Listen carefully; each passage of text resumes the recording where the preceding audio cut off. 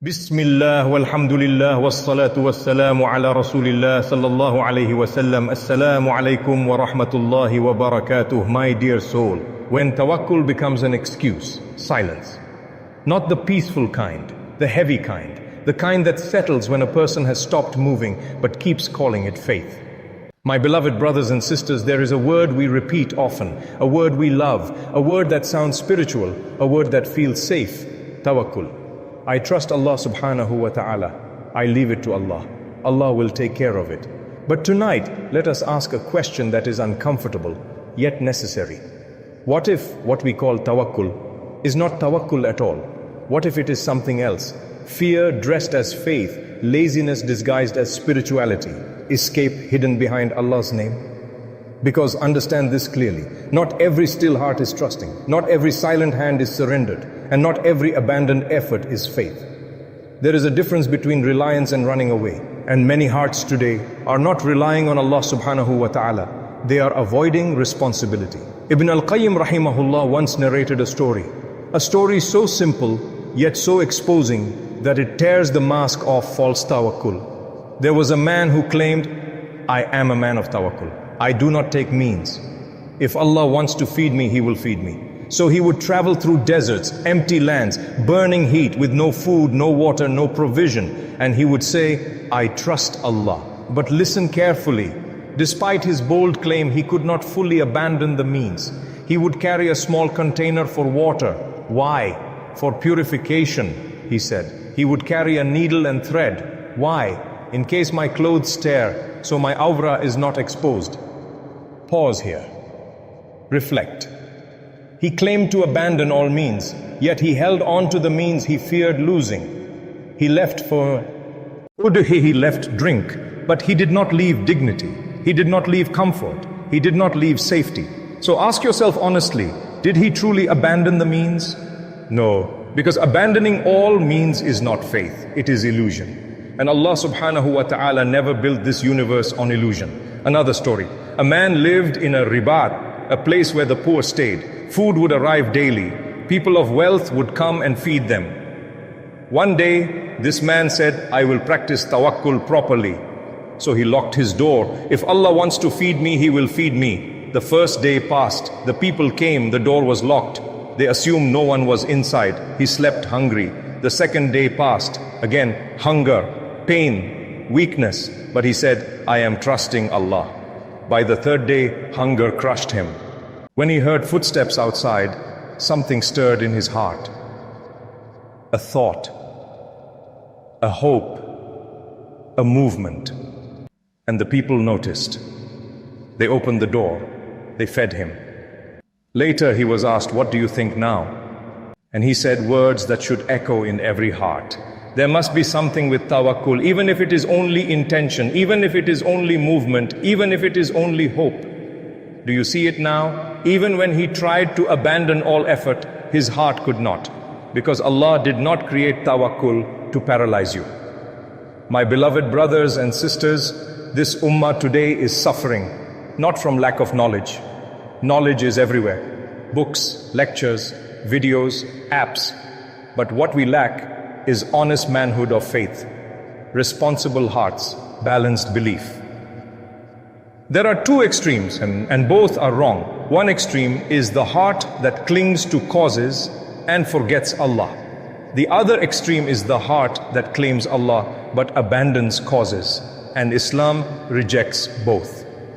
Allah Subhānahu wa ta'ala created laws of the universe, and He created laws of the Sharia. You cannot break them. If tawakkul meant abandoning effort, then why did Prophet Muḥammad Sallallāhu Alayhi prepare for battles, wear armor, plan hijrah routes, tie camels, appoint guards? Was his tawakkul weak? No, his tawakkul was perfect because his effort was complete. True tawakkul is not sitting in darkness saying, Allah will guide me, while refusing to stand up and walk toward the light. True tawakkul is not praying for provision while closing the doors of work. True tawakkul is not making dua for strength while feeding weakness. Tawakkul is this: you do what you can, fully, sincerely, honestly, and then you hand over what you cannot control to Allah Subhānahu wa ta'ala. And here is the painful truth. Many of us do not want tawakkul. We want comfort. We want Jannah without sacrifice. We want reward without responsibility. We want Allah's help without Allah's system. But Allah's help descends after movement, after intention, after effort. And until we fix our understanding, our dua will feel heavy, our hearts will feel confused, and our faith will feel stagnant. This is not the end. This is only the beginning. Because now we will confront the most dangerous lie of false tawakkul. If Allah wanted it, it would have happened. And we will uncover how shaitan uses this sentence to destroy ambition, responsibility, and faith. The lie that sounds like faith. My beloved brothers and sisters, there is a sentence that sounds harmless. It sounds calm. It sounds spiritual. But it has destroyed more lives than open sins ever did. The sentence is, if Allah wanted it, it would have happened. Say it slowly. Feel how comforting it sounds. And now feel how dangerous it is. Because this sentence, when misunderstood, becomes a pillow for laziness, a shield for fear, and an excuse for disobedience. Shaitan does not always come to you with alcohol, with zina, with open haram. No, Shaitan is far more intelligent than that. He comes to you wearing religion. He whispers, why are you stressing? If Allah Subhānahu wa ta'ala, Allah wanted it, it would happen. So you stop trying, you stop striving, you stop moving, and then you call it tawakkul. But listen carefully, because this is where the deception is exposed. Allah Subhānahu wa ta'ala tied results to effort. Not because He needs effort, but because you do. Allah Subhānahu wa ta'ala could have created children without parents, food without farming, knowledge without study. But He didn't, because this world was never meant to be a place of passive waiting. It was meant to be a place of testing hearts. And here is the principle that shatters false tawakkul. Allah Subhānahu wa ta'ala writes the outcome, but He commands the path. Outcome is qadr. Path is responsibility. And you will be questioned about the path, not the outcome. Think, if tawakkul meant abandoning effort, then why did Prophet Muḥammad Sallallāhu Alayhi spend nights planning hijrah? Why did he, Sallallahu Alayhi choose routes, hide in the cave, appoint a guide, and prepare provision? Was his heart lacking trust? No. His heart was the most trusting heart ever created, but his hands were moving, because tawakkul lives in the heart and not in paralysis. False tawakkul says, I trust Allah, so I won't act. True tawakkul says, I trust Allah, so I will act, and I accept whatever He decrees. Do you see the difference? One runs away from responsibility, the other runs toward Allah Subhānahu wa ta'ala through responsibility. My brothers and sisters, many people today are stuck, not because Allah Subhānahu wa ta'ala abandoned them, but because they abandoned effort and blamed qadr. They say, it wasn't written for me. Allah didn't will it. This is my destiny. But they never ask, did I try? Did I prepare? Did I sacrifice? Did I exhaust the means Allah Subhānahu wa ta'ala placed in my hands? Because qadr is not an excuse before. Action. Qadr is a comfort after action. This is critical. You do not use qadr to justify inaction. You use qadr to accept results after sincere effort. Even the farmer understands this. He does not sit in his house and say, if Allah Subhānahu wa ta'ala wants crops, they will grow.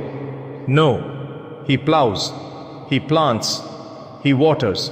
Then when the harvest comes, care or fails, he says, Qaddarallahu wa ma sha'a fa'al. That is tawakkul. But shaitan flips this order. He tells you, say Qaddarallah first, so you never have to try. And this lie destroys marriages, careers, dua, and even iman. Because over time, the heart becomes bitter. You start asking, why doesn't Allah answer me? But you never walk toward the door you were knocking on. My beloved brothers and sisters, understand this clearly. Allah Subhānahu wa ta'ala does not reward intentions that never move. Yes, intention matters.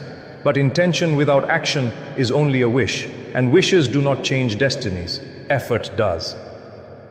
This is why our scholars said, At-tawakkul la yunafi al-akhdh bil-asbab. Tawakkul does not contradict taking the means. In fact, abandoning the means while claiming tawakkul is a form of self-deception. And deception in religion is more dangerous than ignorance, because ignorance can be taught, but deception resists truth. My brothers and sisters, this ummah does not need louder speeches. It needs honest faith. Faith that wakes up early, faith that plans, faith that works, faith that tries again after failure, faith that says, I will move, even if I'm afraid, because Allah Subhānahu wa ta'ala sees my effort.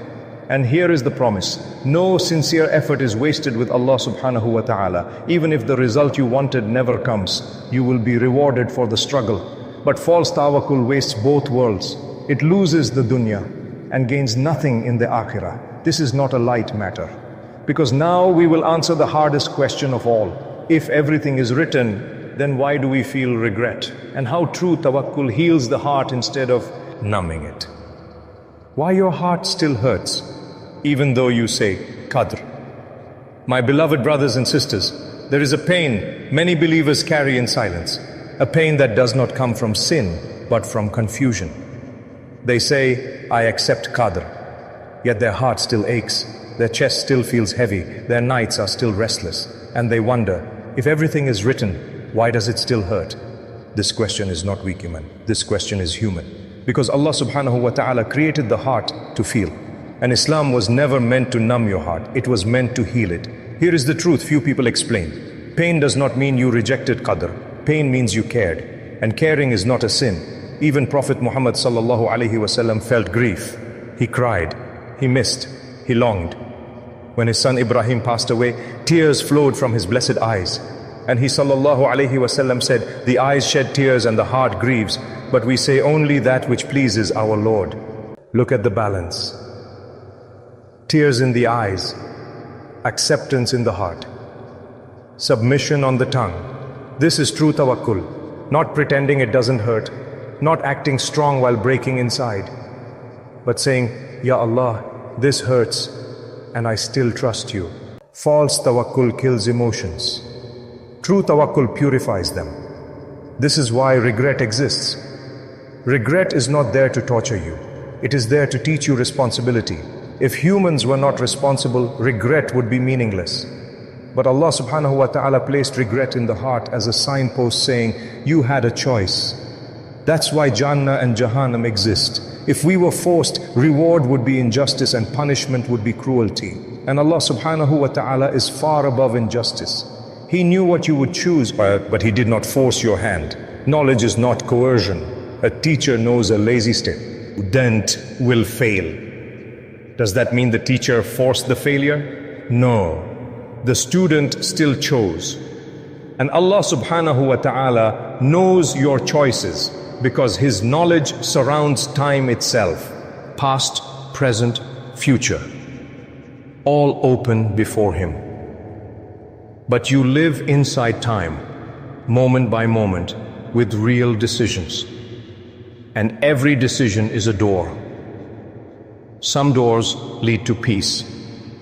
Some doors lead to regret. And you are the one turning the handle. This is why dua matters. This is why effort matters. This is why tears in sujud matter. Because dua itself is part of qadr. Let that sink into your heart. Dua does not fight destiny. Dua is destiny.